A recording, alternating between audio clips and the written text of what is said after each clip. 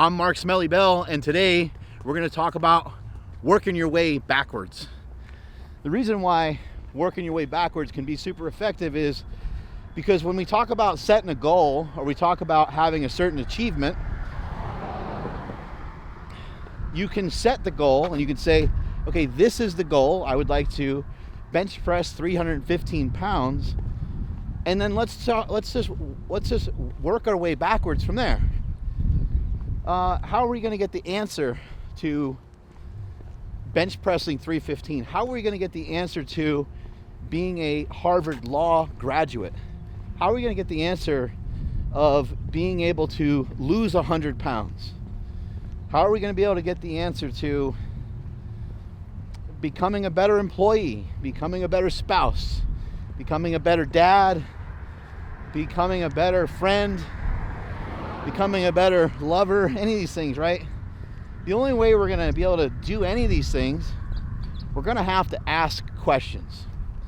We're going to have to ask questions of some people around us, and we're going to have to ask a lot of questions to the most important person in the room at all times, you. That's the most important person, no matter where you go, is you. They say that bored people are the only people in the world that can be bored. They also say that if you're bored and you're alone, that you're in bad company. Get it? Huh? Get it? So you really want to work on yourself a lot, and you want to be able to build yourself up. But let's talk again about working our way backwards. Let's talk about it in terms of diet, okay? Working our way backwards with diet. I was never good at math. I was never good at history, never good at science, never good at anything in school, but I've helped thousands upon thousands of people lose 100 pounds. So let's focus on that. I myself have lost 100 pounds. Woke up this morning and weighed 230. Used to weigh 330. That's 100 pounds. So fuck you to all my math teachers out there. I figured out at least that much, right? And I figured out that if you make $2,740 a day, times that times 365, and you tell me what that comes out to be. Anyway, back to the matter at hand, losing 100 pounds. How can I lose 100 pounds? Okay, well, I weigh 300 currently, and I want to weigh 200.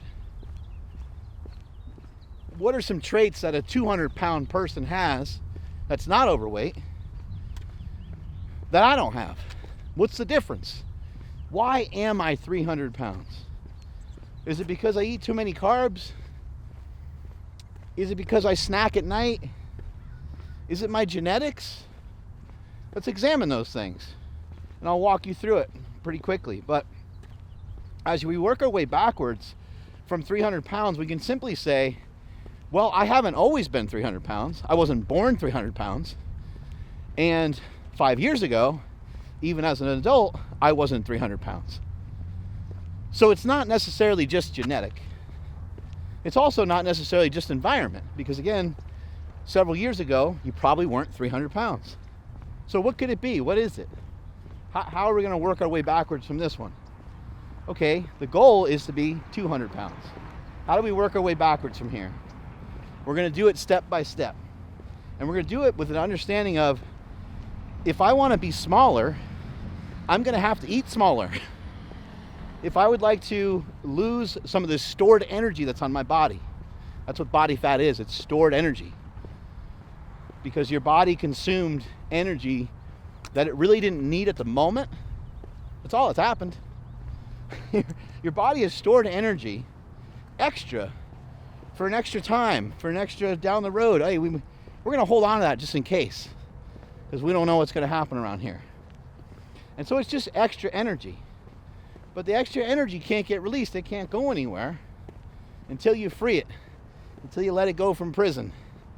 And the only way to let it go from prison is to figure out a way for you to eat less. So if you're this big from eating this much food every day, you're going to have to figure out how to be that big and eat that much food every day. That gets to be the hardest part of all, because you're constantly hungry. Okay? So we know that we need to eat less. So that's thing number one that's established. Well, what do we know about protein? What can Mark Smelly Bell tell us about protein? What can Mark Smelly Bell tell us about fiber? Protein is the most satiating macronutrient that you can eat. Fiber is a good filler. Where do we get fiber from? Fruits and vegetables, right? So vegetables especially, because vegetables don't carry a lot of extra energy with them.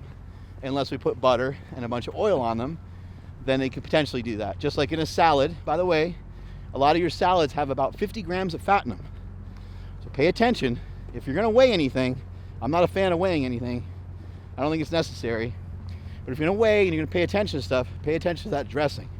I would suggest using some lemon, using a little bit of olive oil, maybe a little bit of vinegar, should be good to go. But man, using 2 of those things, a ranch at the restaurant you like to go to, horrible idea. Normally has way too many calories in it. So we need to figure out ways of eating less calories. We also need to figure out how to not be so damn hungry. How to not be so damn hungry. We're going to achieve that by eating protein and by eating fiber. About 1 gram of protein per pound of body weight would work great. And in terms of your fiber, start out with about 20 grams of fiber a day. Or if you're not into counting, just have some vegetables with your meals. Here's another thing we can implement, because being hungry is a pain in the ass.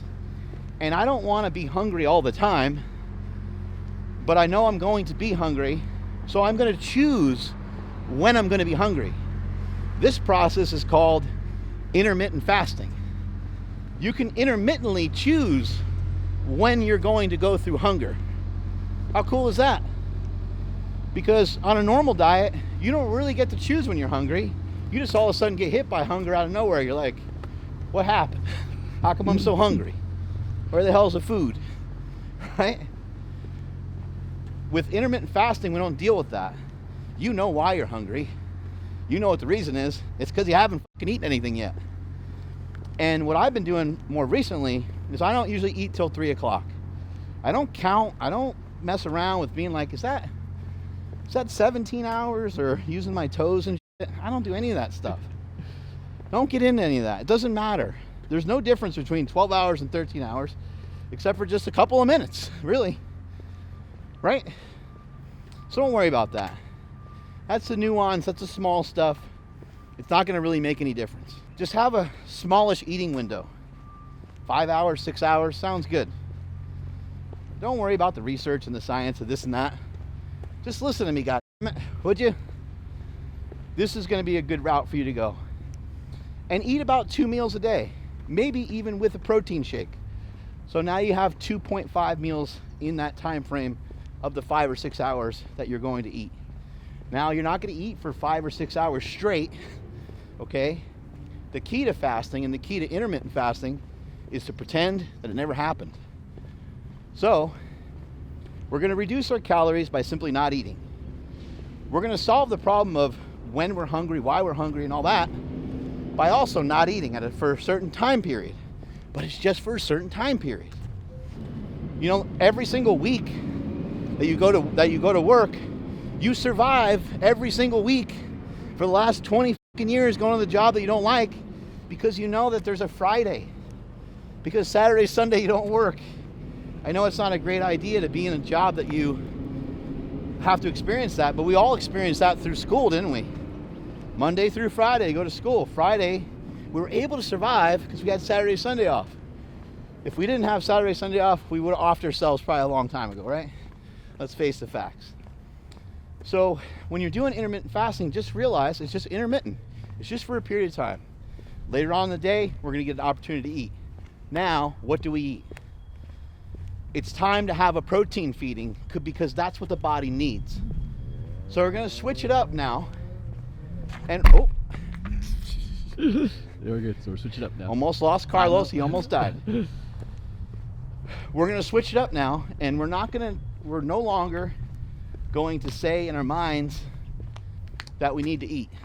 Instead, we're going to say we need a protein feeding. And the reason why we're saying that is because you actually do need a protein feeding. Otherwise, you will die. You will lose muscle over a period of time, and you will fucking die. We need protein, and we need some sort of energy source as well. We're going to need some carbohydrates. We're going to need some fat. But I'll get to that in a second.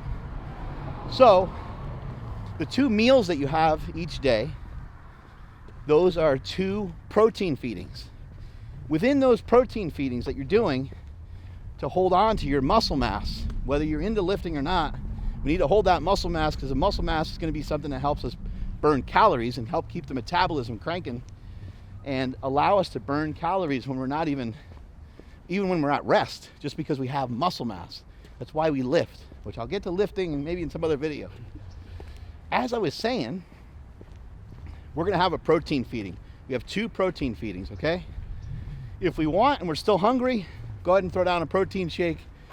You guys heard me talk about a protein and yogurt mix that I like a lot. You can do it with your steak shake, or you can do it with Slingshot protein or your favorite protein. Mix it into some yogurt, and that could be a nighttime snack while you're watching some TV. Jell-O is really low in calories. Bone broth.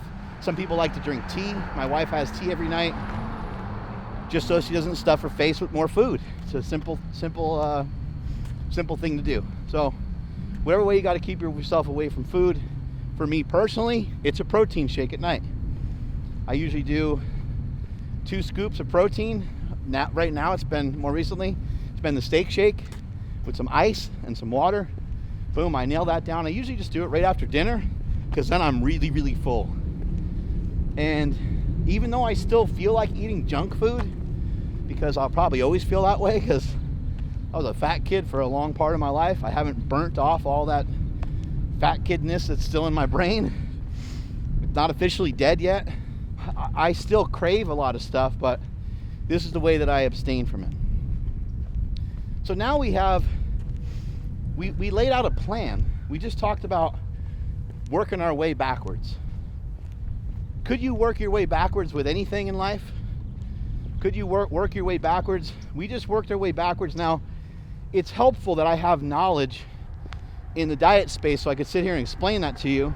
And maybe if you're trying to work your way backwards, maybe you wouldn't have that knowledge. Maybe you'd have to research a lot of stuff. But you could identify the problem if you're like me, and I hope a lot of you join me in this mental process of believing that everything is solvable. Everything in this world is solvable. We will find answers to everything at some point. The meaning of life, maybe not. So maybe there's one thing that eludes us. But everything else is knowable. We can know it. When you have every single thing in life, when it's kind of on the more negative side, I view it as being not a negative side. It's problematic that you're heavy. You don't want to be heavy anymore.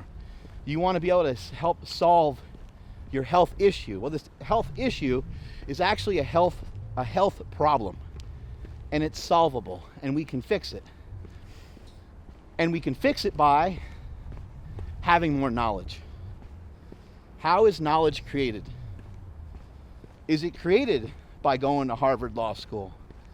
Is more knowledge created by being intelligent? Is more knowledge created by doctors? Is more knowledge created by scientists? Is more knowledge created by historians, storytellers? What's more knowledge created by? More knowledge is only created by 2 things: criticism and conjecture. That's where we get our knowledge from. Criticism and conjecture. Can you criticize yourself with constructive criticism? Constructive. Construct. To build.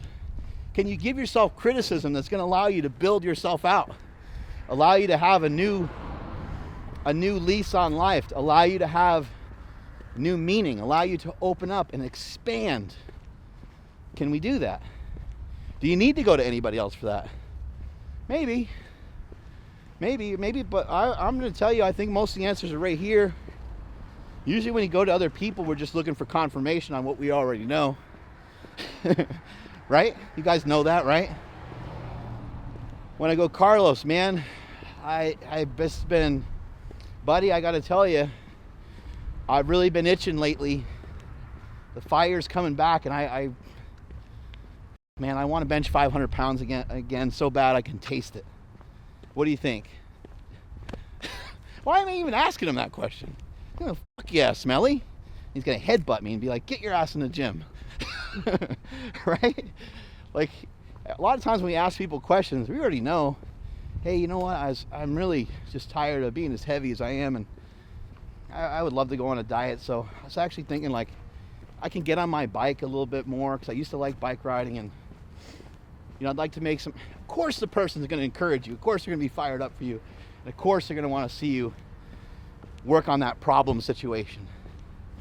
Everything is solvable. There's a lot of problem situations. We just need more knowledge. Where can you get knowledge? How about you use the internet?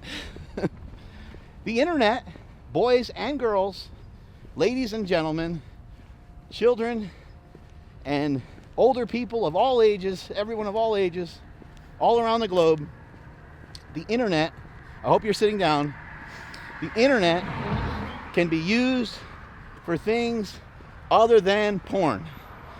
Yeah, yeah, I know, we're going to learn something new every single day. This is a mentorship program. I tell you guys that all the time. I appreciate you guys watching. But that's the truth of it. You can utilize the internet for more than just beating off. You can use it to gain more knowledge to help solve some of the problems that you have. You want to make more money. You want to fix your car. You want to fix your washer at your house.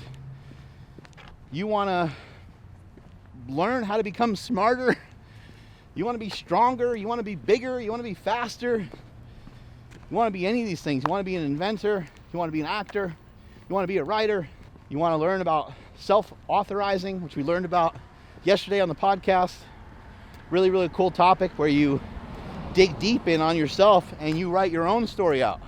Find out where you want to go. Find out who you want to be. And then you write it all out. Write it all out. You write down where you're at now, where you want to be, and where you once were. And when you start to go through this process, which I heard takes like 10 hours for a lot of people, you learn a lot about yourself. And that's what I'm asking you guys to do whenever I'm teaching you any of this stuff. Walk your way backwards through it. Whatever the thing is that you're going through right now, it's not nearly as hard as you think. Remember what Henry Ford said? Henry Ford said, there's no job too big when it's broken down into smaller chunks, into smaller pieces. He created the assembly line. This guy over here is going to do this small job. That guy over there is going to do that small job. And that guy over there is going to do that small job. And we're going to build cars. And we're going to make cars go from, I believe it was like $1,200 down to $400. Elon Musk hasn't even done that. Right? That's pretty cool. But what is it? It's a problem situation. How do we make this more affordable? Because I'm in recognition of the fact that a car can go faster and last longer and be more efficient than a horse. Right? So I would like to see everyone drive a car one day. You solve the problem. How can you solve your problems for yourself? Well, he said, what's the biggest issue? The biggest issue is the manufacturing, because it costs us too much money to make it. I wonder how we can bring that down. He figured it out. I know this is running long, but I'm not going to try to explain stuff to you that could be life-altering, that could be transformative in a 4-minute video, because it doesn't work that way. And if you want to be strong and if you want to be better at life, these processes take a long time. There's no greater teacher than the iron. There was no greater teacher to me. That's my mentor. My mentor is a fucking 45-pound plate. That's who my mentor is. And it never did me wrong.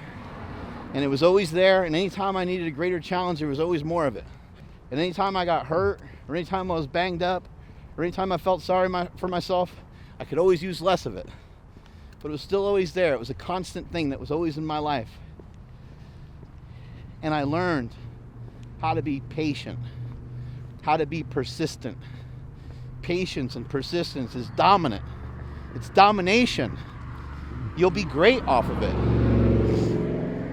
Don't try to be great. Don't try to be fancy. There's no reason to try any of those things. Just be consistent. Be persistent. Other people will determine your greatness. They'll tell you that you're great, and you're going to go, what? Me? I didn't even know. All these situations are solvable. Find out what the problem is. Walk your way backwards through it. Work your way backwards through it. And when I said 2740 earlier, some of you may have done the math. For those of you interested in being a millionaire, that's the math. $2,700, $2,740. That's what it takes to be a millionaire. You might think, man, that's kind of a lot of money to make every day.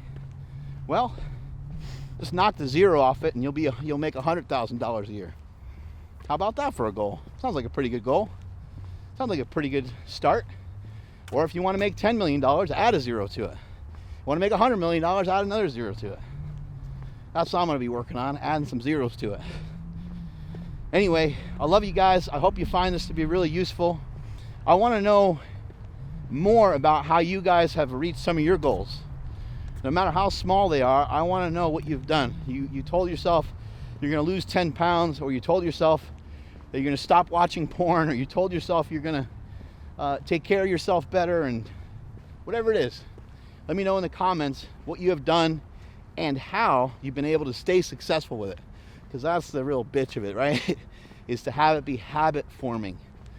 Remember what we're after here. Remember what the goal is. We're working on finding things that are so simple to do that it doesn't make any sense not to implement them.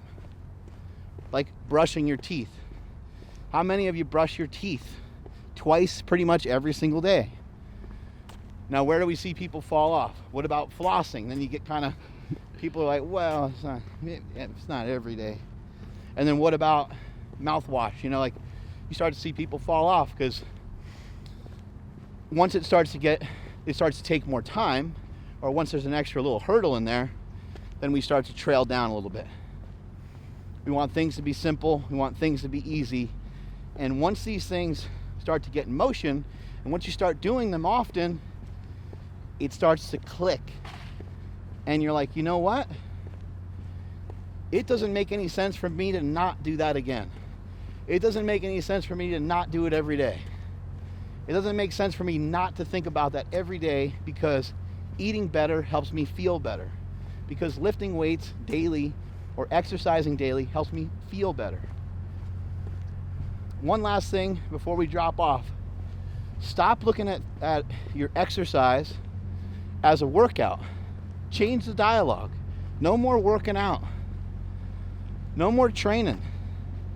Maybe if you're a bodybuilder or powerlifter, you can train certain times a year, because training is like a more serious way of getting into it all, right? Let's just start out by saying exercise. I'm going to go exercise. And when you go exercise, focus on one exercise to do. Just like they say with Doritos, or maybe it's Lay's potato chips. Just like they say with chips. I bet you can't only eat just one. I bet that you can't go to the gym and only do one exercise. I'll bet that you'll be hungry and thirsty to do more. I double dog dare you to go give it a shot. Go to the gym and just say, all I'm doing is walking lunges, and I'm gonna walking lunge my way right the hell out of there. It'll be tough to do. It'll actually be kind of hard to do. But even if you did that, at least you got an exercise in. You can cross exercise off your list for that particular day. And then you'll start doing it all the time, and then it will feel so good that it will feel worse when you don't do it. That's where we need to be. That's right where we need to be. When you don't do it, it makes you feel worse. And you recognize that, and you're like, you know what? I can't miss any more days. I can't do that again. You need to stay on track, stay on target. That's how you can work your way backwards to meet your goals. You can achieve anything that you want in your life. It's just going to take time. It's going to take thought. And it's going to take you an ability to identify what the problem is and to gain knowledge of what that problem is and how to solve that problem. Strength is never a weakness. Weakness is never strength. Catch you guys later.